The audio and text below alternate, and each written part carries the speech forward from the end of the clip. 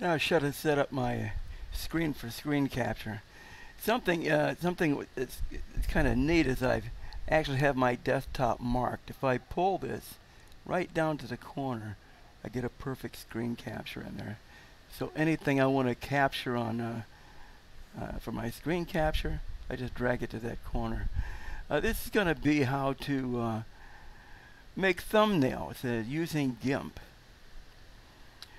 And take a picture, and I'll open it with GIMP. Always takes a second to open. And once I open GIMP up, I will drag it down the same way. There it is, but I will drag it down the same way so it fits on my screen right. Now to fill up and give me a nice big full screen capture. There you go. So here's the picture I just opened. Let's put a blank layer in. In that blank layer, we'll write some text. Let me see, what was that? Convert text file to image.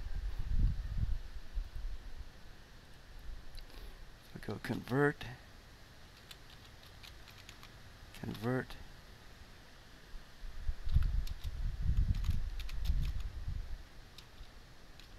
text file to image.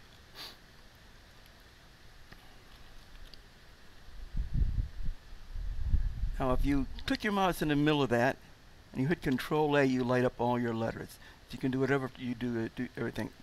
Whatever you do to one, you do to everything. We're going to blow these up a little bit.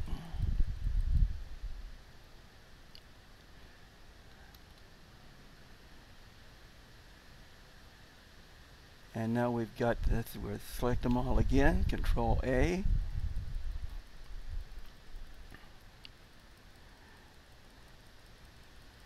There's all kind of ways to make thumbnails. This is how I make my thumbnails.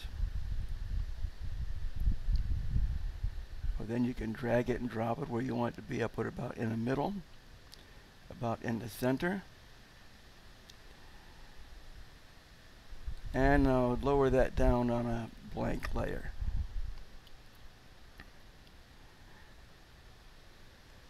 Now what I can do, okay, I get another blank layer up on top, but I'm going to go to the bottom. That's this layer right here. I'm going to select everything. No, actually I'm going to select the text. I'll just select that text in there. And then go to the top layer and paint it. I'm going to paint it red.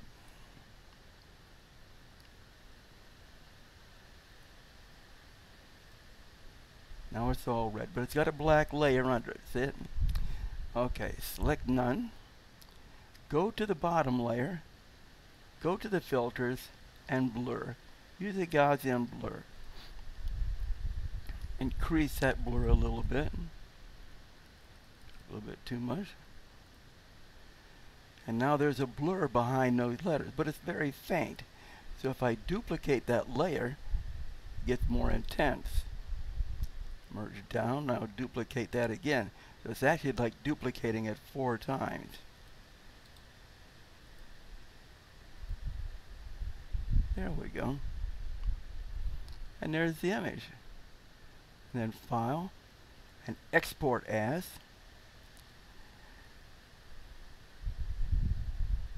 And I'll use the name of the file, but call it JPEG, JPG. Save. And I'm all set.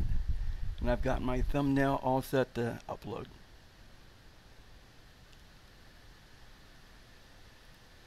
Hey, thank you.